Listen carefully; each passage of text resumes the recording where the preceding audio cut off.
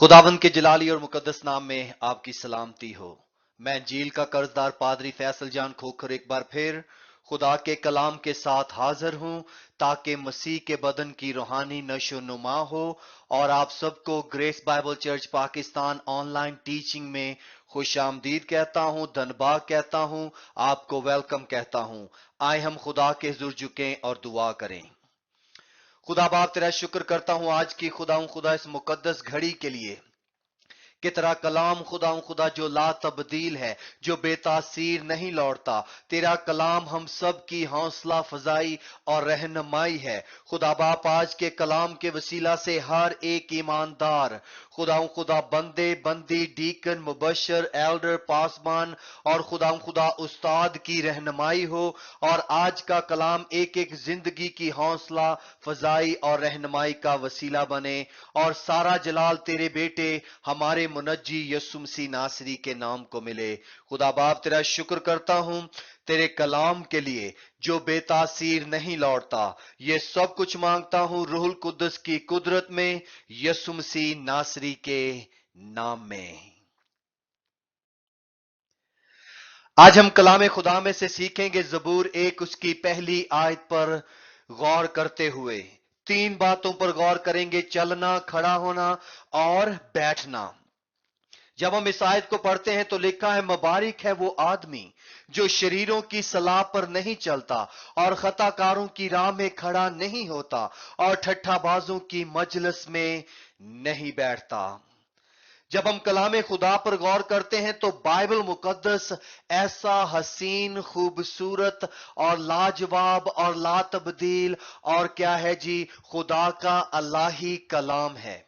जब हम जबूर नवीस पर गौर करते हैं तो जबूर नवीस में हमें टोटल 150 जबूर मिलते हैं और 150 जबूर का जब हम बड़े गौर व फिक्र के साथ मुतालिया करते हैं तो जबूर नवीस में जितने भी लिखारी हैं इनको 150 की 150 जबूर की जो क्या है जी तहरीरों को जब तकसीम किया जाए तो टोटल 5 किताबें बनती हैं।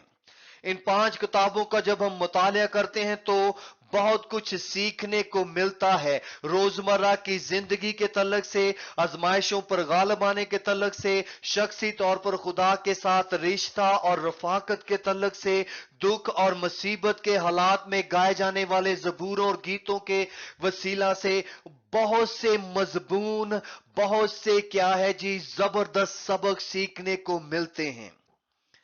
लेकिन अगर खलासाई तौर पर कोई मुझसे पूछे कि पादरी साहब 150 का 150 जबूर अगर उसे एक जुमले में बयान किया जाए या एक क्या है जी बयान देना हो तो आप 150 के जबूर को किस तरह बयान करोगे? तो मैं उनको कहूंगा कि जी मबूदों से, देवी देवताओं और बहुत से क्या है जो अपने आप को खुदा कहते हैं, माशरे से भरी हुई दुनिया में जबूर नवीस हमें सच्चा जिंदा वाहिद खुदा की परस्तश और इबादत करना सिखाती है।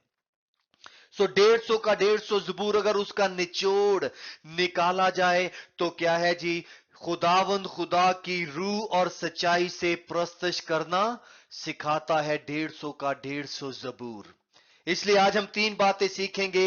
मुबारक है वो आदमी जो शरीरों की सलाह पर नहीं चलता और खताकारों की राह में खड़ा नहीं होता और ठट्ठाबाजों की मजलिस में नहीं बैठता।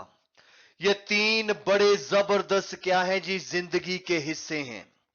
अगर हम अपनी जिंदगी के सफर को देखें तो हमारी जिंदगी का सफर मां की गोद से शुरू होता है और गोहर पर खत्म होता है, जिसे क्या कहेंगे जी, जमीनी जिंदगी।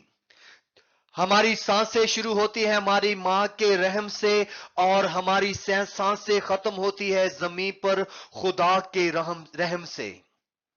सो गोहर से लेकर गोद तक और गोद से लेकर गोहर तक जिसे कहते हैं जो सफर है, जब हम इसे देखते हैं तो ये तीन बातें बहुत अहम है। जिसमें क्या है जी, यहां पर जबूर नवीस जो शुरू कर रहा है वो क्या कहता है, मुबारक है वो आदमी।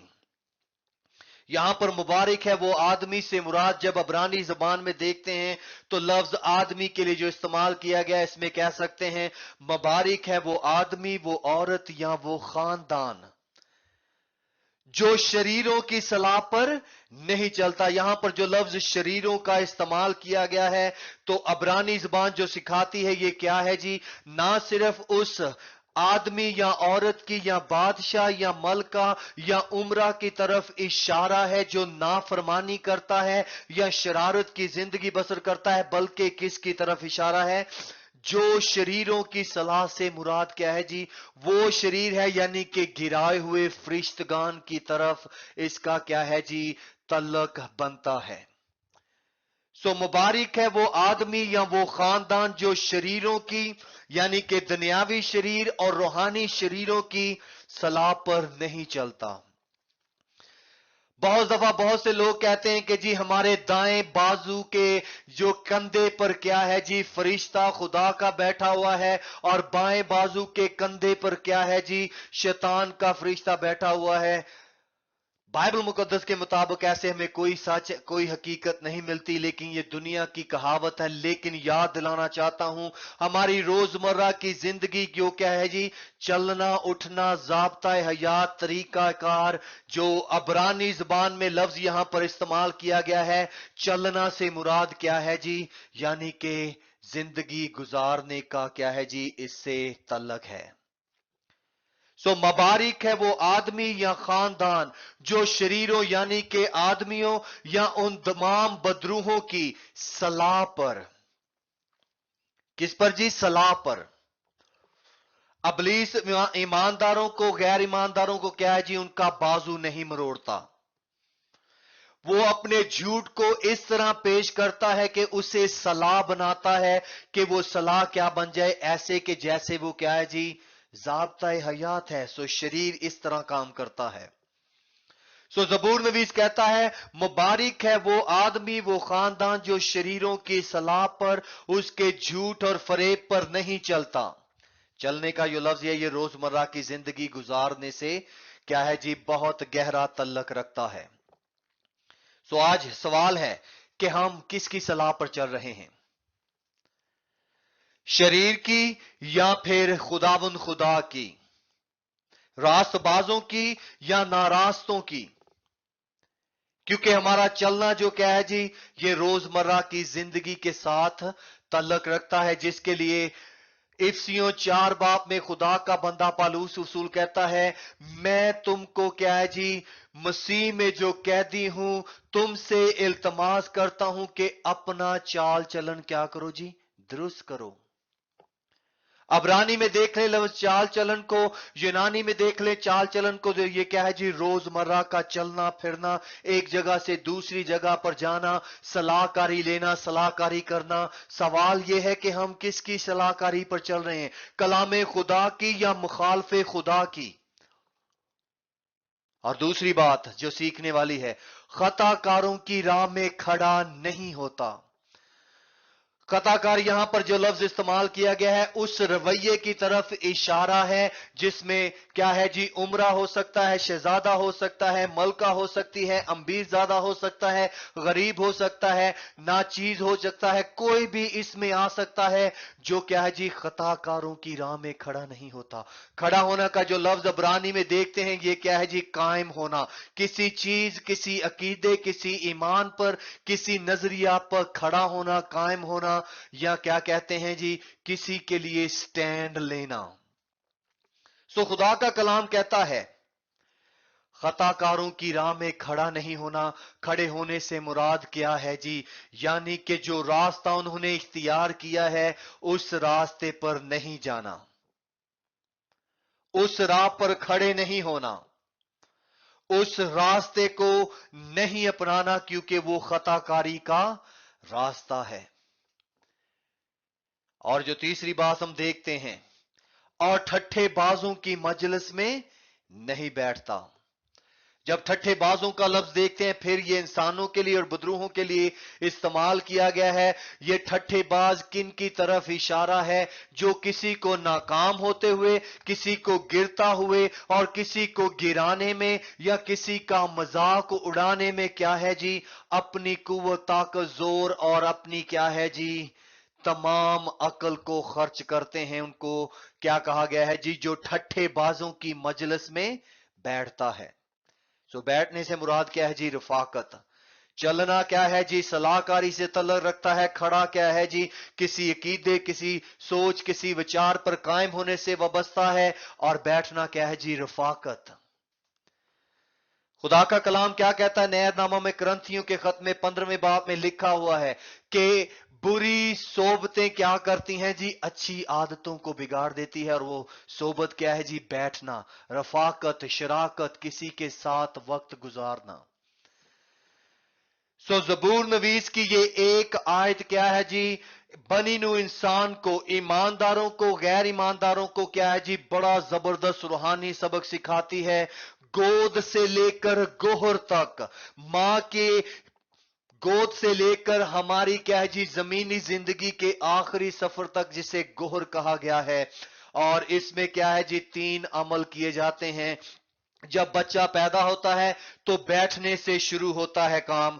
इसीलिए खुदा का कलाम हमें सिखाता है बैठने के बाद क्या होता है? बंदा क्या करता है जी? चलता है, और चलने के बाद खड़ा होता है। लेकिन जबूर नवीस कहां से शुरू करता है? चलने से।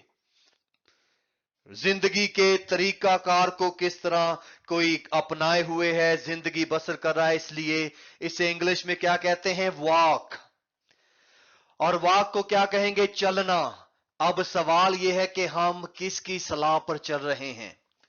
शरीरों की या साधकों की? कलाम खुदा की या कलाम खुदा के मुखालफों की? सो चलना क्या है जी? ईमानदारों के लिए क्या है जी? ये मसीहियों का इस्तेहकाक है। हो सकता है आपने ये लफ्ज पहले ना सुना हो। इस्तेहकाक को इंग्लिश में क्या कहते हैं? प्रिविलेज। हमें किस तरह चलना है? शरीरों की सलाह पर नहीं चलना, बल्कि क्या कहा गया एफसीओ के खत में? तुम नूर के फर्जंद हो, पस नूर में चलो। हमें नूर में चलना। अगर हम नूर में चलेंगे तो हम शरारत के काम, शरीरों की सलाह पर नहीं चलेंगे। इसीलिए जब दुआए रबानी पढ़ते हैं तो आप उर्दू में जो लफ्ज पढ़ते हैं, हमें बुराई से बचा। बुराई का जो लफ्ज मत्ती 6 बाप, उसको जब दुआए रबानी को, जो यीशु मसीह की सिखाई हुई दुआ है, हमें बुराई से बचा, जब उसे पढ़ते हैं तो क्या है दरअसल लफ्ज वहां पर जो बुराई का है?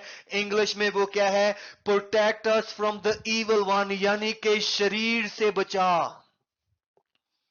इसलिए हमें नूर में चलना है।